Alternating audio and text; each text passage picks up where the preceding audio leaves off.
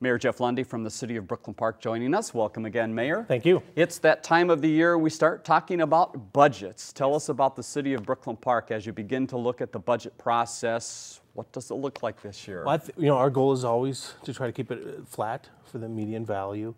We do budget on 2 and a 5-year cycle. So we try to look out a few years and at least know what's coming and try to plan accordingly. So we're got our fingers crossed. There'll be lots of hearings this fall for people to watch. Some of the factors as you move forward would, I guess, be business development in the Yes. city. Does that play a role, and how does that? It does. It hits, the tax base definitely benefits from more businesses being involved.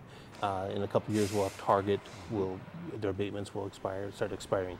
And so we'll start to see some of that growth in the tax base. All right. I'm sure we'll talk about the budget once again as time goes on.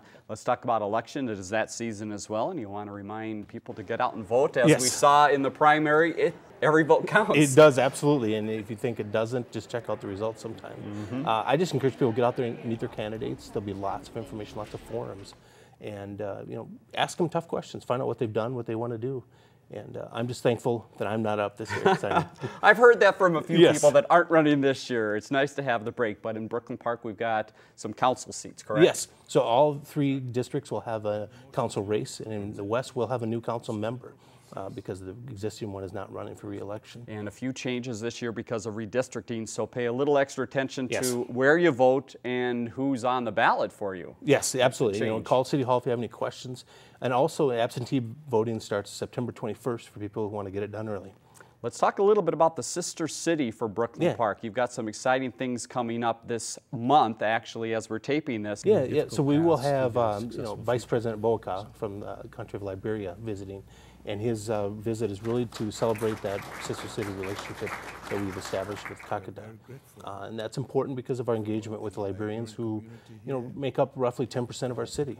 And so that's important for them, and it becomes important for us too.